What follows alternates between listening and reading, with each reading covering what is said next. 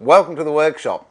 What we're doing here is part 2 of a 6-part series on how to make a hexagonal box with inlay work, which is done with veneers. What I want to do in this episode is to put a bottom and a top. Not sure if we'll get the top on, but definitely put a bottom on, do a bit of veneering and start setting the groundwork for the veneering and the inlay or marquetry that we're going to do. Okay, so what I need first of all is some plywood. Actually, what I'd like to do before I even get the plywood is I want to get this shape in a template, and you'll see why later on. So I'll show you an easy way of doing it, and I'll show you a very, very cost-effective router table that I've made for profiling. Now, I will stress, with this router table, I don't use straight cutting bits, I use profile cutters.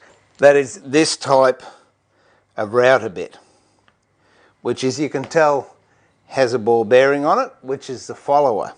The reason I like using these is because they'll follow the shape of whatever it is I'm trying to copy.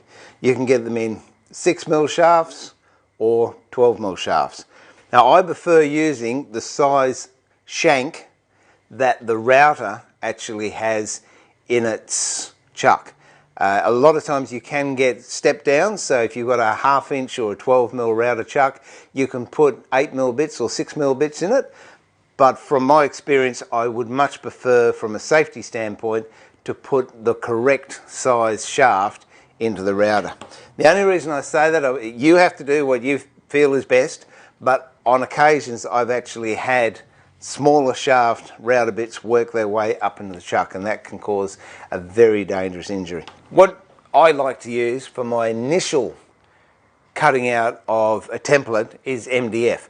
Then later on I'm going to actually transfer the MDF template onto some plexiglass or Perspex, and that will come apparent why I'll do that later on when we start to do the inlay work. So just got a little bit of, I think this is 3mm MDF, just an offcut out of the bin. Put the box on it, then I'll get a pencil and roughly, and I'm doing this very roughly, there's a reason for that, because I want to show you that you can be a little bit rough at this stage to get the shape. Now that shape I've got there, not sure if you can see it, but you can just see the outline of the hexagonal going that way. I'm going over to the bandsaw, I'm going to rough cut that, and then I'll shape it to the exact profile of this box.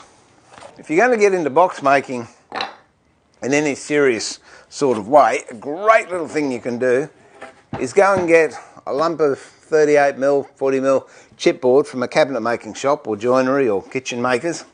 They'll most likely give you the offcuts, and then get a nice heavy grit, I think this is 60 grit by the feel of it, piece of cloth back abrasive paper.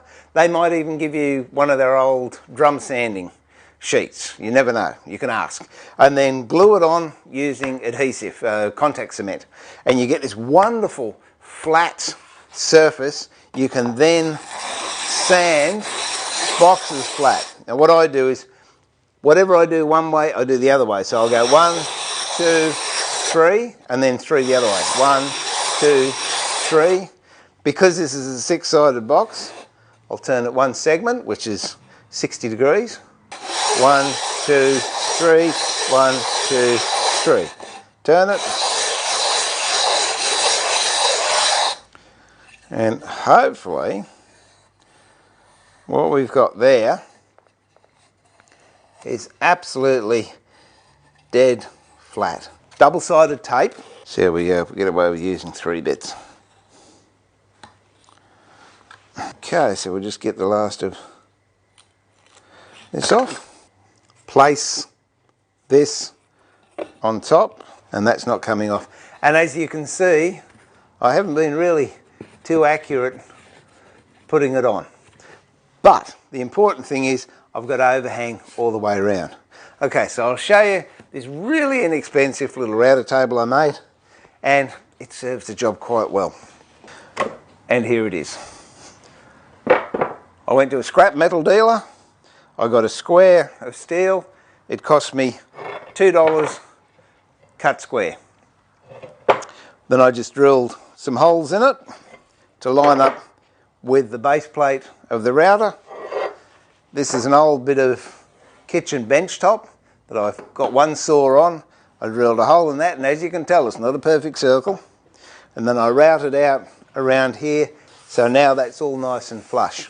You just got to make sure that there's enough knife between the table and the bearing so the bearing can actually run on the surface of your box here. All I do is turn it on.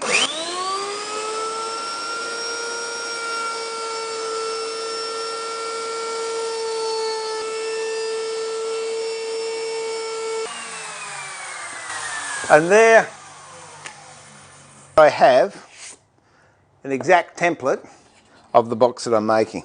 And because we've only got 2 little bits or 3 little bits of tape holding it on, it will come away nice and easily.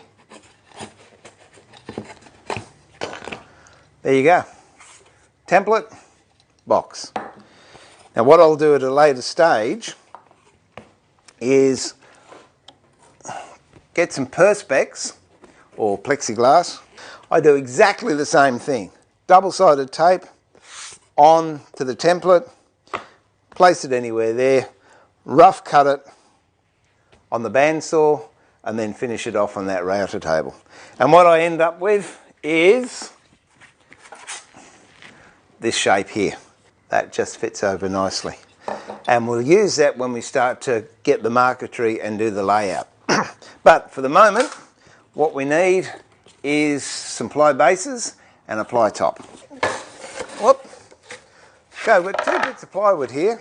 One's 6mm thick, one's 10mm thick. Now the 10mm I'm going to use as the base of the box, and the 6mm I'll use for the top.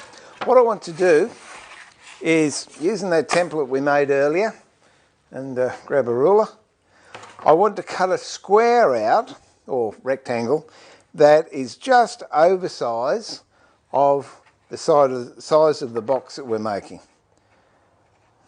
So I'll just draw a line there, one there, and there. So I'll go over to the saw and I'll cut this square out. I'll cut exactly the same on the 6mm, and then we'll veneer the base up, and then I'll show you how we can start working on the top. And there we go. Bob's under my feet. You're a good boy. What I've got now is just 2 squares, one 6mm and one 10mm. They are larger than the box that we're making, both pieces. So what I want to do first is just veneer up double-sided on the base. So now I've got 2 bits of veneer and the base. What I'll do is just glue those on either side, and we can put that up to dry, and then we'll move on to the next step. I want the bits of veneer to be coming together like that. So I want 6 triangles, and they'll meet in the middle. And then when I do the inlay, I'm going to do a rose in a cabochon shaped piece of timber, and then I'll actually lay that in the middle of this, so I want sort of rays coming out. And this piece of timber is well suited to what I want to do. Any timber that's got a strong grain in it, even ordinary pine, has got, actually I've got a bit down here. Now that's a piece of hoop pine, and you can see that line going up there. We're on at the moment, we'll cut the triangles out. Now how do you cut triangles out? You can make a template and just use that, but I find again that's a little bit too demanding and precise. So what I do is a sewing ruler. It's called a quilting ruler. Pick them up from dress shops. If you feel inhibited about that, ask your girlfriend or your mum to go and pick one up. But quite frankly, I think they're absolutely brilliant, and I use them a lot in the shop for getting different angles, and you can see through them. This being green, you don't lose anything, and it's got white lines, so you can see that. And if you're working on white timber, you can't see the white lines, turn it over, it's got green lines. I find Okay, the upside and the downside. This is the downside. So I will cut the side that I actually want to see. Now I want 60 degrees. So on this is marked 30, 45 and 60. And I put that at the base. So now that 60 degree line is running along the straight edge. I know when I cut up here, that's going to be 60 degrees. Take your time. And actually what I want this black line here. I want that to be central. So what I'm actually going to do is maneuver this ruler along until it intersects with this black line. Now it's just a question of cutting up here. You can see this black line is going right up the middle. Okay, now I've got 6 pieces arranged in a pattern that looks pretty good, and I've marked them 1 to 6. The way I join this together is scrap bit of timber, bit of sticky tape and PVA glue, sharp knife. What I do is get about, I don't know, 40 mil, 1.5 inches of sticky tape, pop it on the cutting mat. These are great things to get to a cutting mat. It's a self-healing mat. This one, as you can tell, I've had for quite a while. Now on this sticky tape, what I do is cut down 3 or 4 mil strips and then cut along there. And what I've now got, little square bits of sticky tape, which I'll use like sutures, if you like, when I'm gluing this together. Scrap of timber,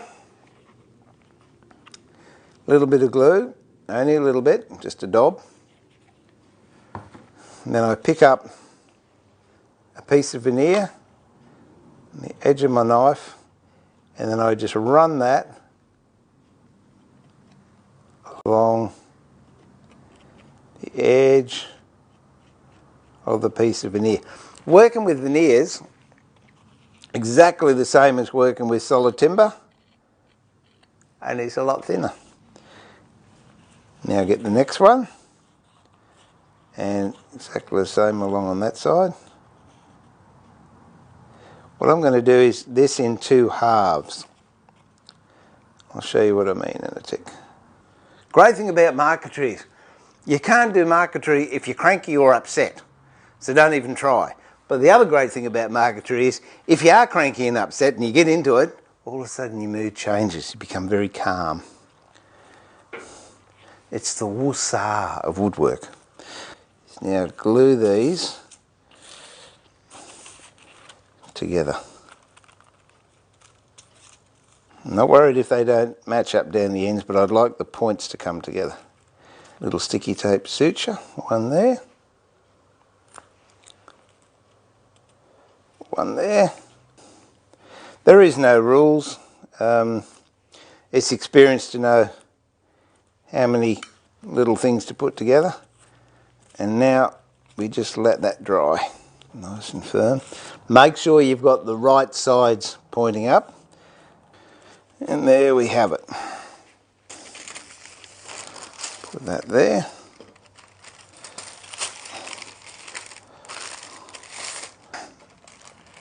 That'll keep that one nice and flat. And we'll do the other one. Alright, now I've just taken these out of the clamp we had it in. So here we have 2 halves that we've now got to join together to give us the shape we want. And you do exactly the same process. Unfortunately, the shape that I prepared earlier, Bob got to. I went up to have some lunch, it was on the bench, and the cameras are actually rolling, so he can't deny it.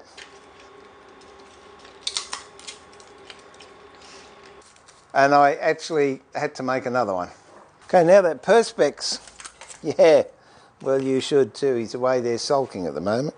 That's the look of the guilty. Isn't it, Bob? Yes, you know. I don't know if you can see, but I've got scratch marks in there dividing it into 6. Now, you line those scratch marks up to the joins in the actual design itself. I'll put a little bit of double-sided tape, so once I get it in place, it won't be moving on me. I'll push down there, a nice sharp knife again, and gently scribe around all 6 sides.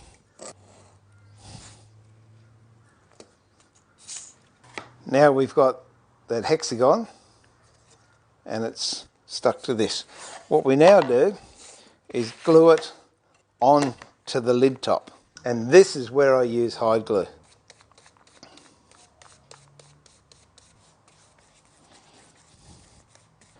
Just put that on top. So I might even keep that on there whilst I put it in the press.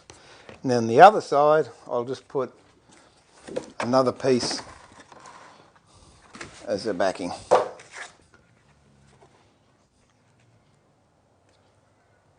Get a couple of pressing plates or cauls. Paper under there. Get paper on top. Do that. And I'll go and pop this in the press. And then what we'll do is we'll take the other one out and we'll fit it to the bottom. Right. Move this out the way.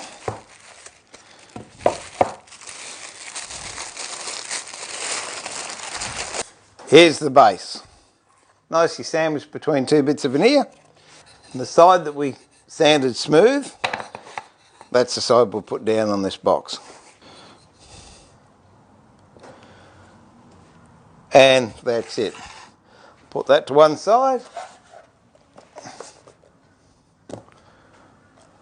Put one of those heavy weights on it, and then next week we'll trim that to size and shape. Also, we'll take the top out of the press, we can clean that up and attach it to the box, and we'll start making the marquetry. So for this week, this is Steve pulling the shed door down for yet another time and saying, remember to keep it sharp, but more importantly, keep it safe and enjoy your woodwork.